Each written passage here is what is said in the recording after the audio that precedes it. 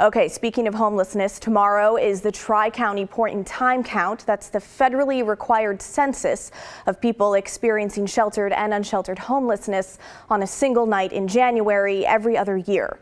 Joining us now live is Dr. Marissa Zapata, the director of Portland State University's Homelessness Research and Action Collaborative, the group that leads the so-called PIT count. Dr. Zapata, thanks for joining us. Thank you for having me. So what is the point of the point-in-time count other than just numbers? It's to really gauge a snapshot of how many people are experiencing homelessness at this moment in the Portland region. Okay, so we also know that it's required by the federal government, and Multnomah County and the other counties can get money from the federal government based on these numbers. Can you talk us through that? How much money are we talking? The amount of money that is given to the continuums or the counties is in the hundreds of millions of dollars.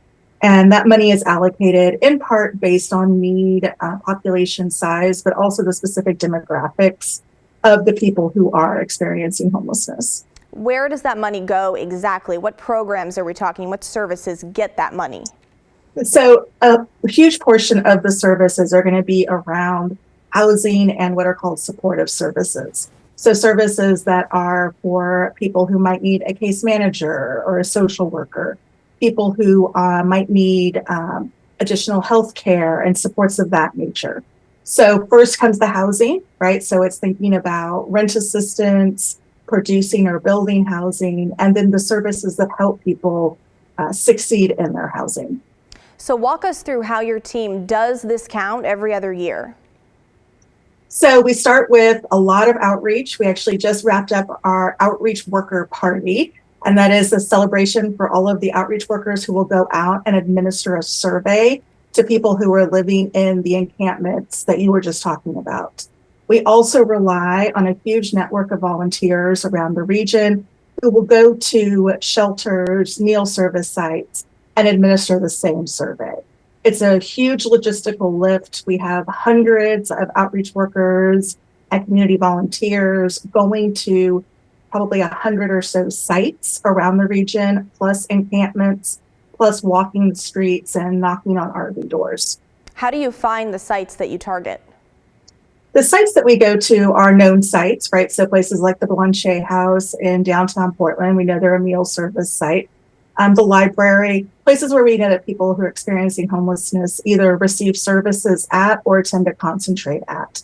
In terms of the encampments, that's all driven by the knowledge of our outreach workers and then supported by data from the city of Portland and from the Metro regional government to see where campsites have been reported.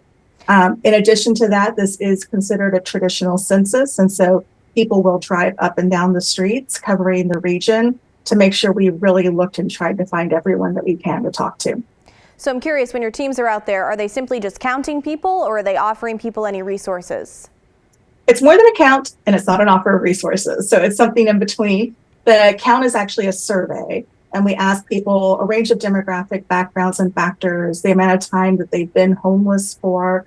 We also ask things about health conditions, chronic health conditions, and disability status. And those questions are aimed at trying to understand if there's been changes in our demographic profile or what the needs of people might actually be. We are also always asked whether people have moved here homeless to the region, because we know that's a very popular question, and that's not actually required from the federal government. We give people who we interview an incentive kit that includes all sorts of durable goods and food products in order to thank them for participating in the survey. So we are running tight on time here, but I have a quick question for you. We know this count is always an undercount. Is there anything being done this year to try to make it more accurate? Yes, so we will go out and do a survey, and then the counties will use their administrative data sets, often what's called a by name list, to augment the surveys that we give to see if we can actually come up with a more valid count of the number of people out there. Okay, thank you so much for your time tonight. We appreciate you coming on the show. Thanks. All right, so camp removals in the city of Portland are suspended right now in an effort to support that point-in-time count, so people are not constantly on the move. They were paused this past Monday. The city says they're still taking reports from the community and will visit sites this week, but only to remove, quote, camper-identified trash, not the camps themselves. On Monday, I spoke with a couple of homeless women who had no clue removals were paused. Yeah, that's great. They should really not be doing the moves, period, when it's this cold outside. Yeah, but that is exciting, at least, that there will be a week that people don't have to be uprooted all of their stuff and often having all of their belongings taken by rapid response. When you go to the place to try to retrieve your stuff, it's never all your things are there. Never. It's very frustrating. Yeah, it's good to give everybody a break because it's really a nonstop struggle. You know, you can't really set up. By the time you get everything set up, people are coming through to knock it down. So, yeah. All right, so the pause or the break for those women lasts through next Monday. Crews will resume the removals on Tuesday, the 28th. All right, now we want to bring in live Brandy Tuck. She runs Path Home, a family shelter in Southeast Portland, one of the few family shelters in Multnomah County. She's here to talk about the people not often included in that point-in-time count. Brandy, thanks for coming on the show. Thanks for having me. So first, does the result of this pit count that it's called impact shelters like yours? You know, yeah, resources are really allocated to different populations based on what populations show up in the pit count. And if there's a high percentage of people that are Black or brown or Indigenous, for instance, more resources will go there. If there's a lot of unaccompanied youth, resources will go there, and so on. So what in your eyes at the core is wrong with this point-in-time count? I think the point-in-time count is a pretty severe undercount for a specific population, and that's homeless families with children. These are the moms and dads with kids that hide from the very outreach workers that are trying to go out and conduct the pit counts. And they hide because they're afraid for their safety. They're afraid that just by being homeless with their kids, that's grounds for the state to take their kids away. They're afraid that someone will kidnap their kids or that some kind of harm will come to their kids. And so they're hiding.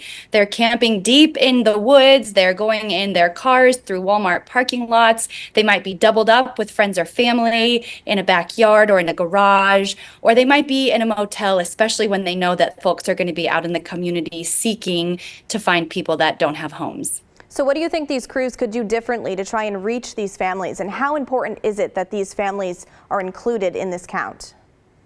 I think it's critically important that families are included in this count. Oregon right now has the highest rate of unsheltered family homelessness than any other state in the country.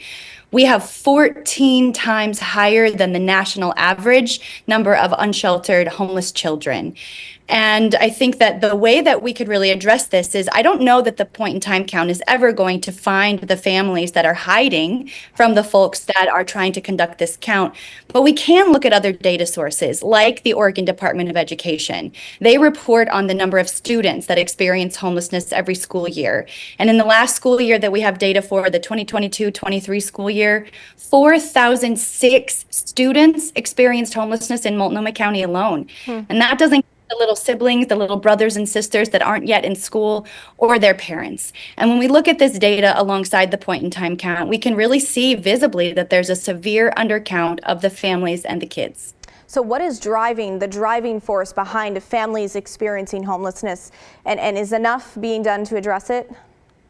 You know, families do not receive nearly enough resources in our community. Of the whole kind of resources that go to homelessness, families get less than 10% of the overall pie because they are really underrepresented in these counts.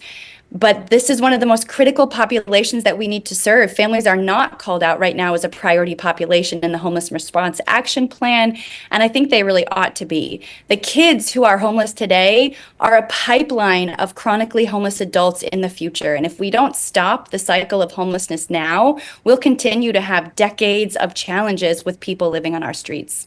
Brandy, thank you so much for coming on the show. We appreciate it. Thank you.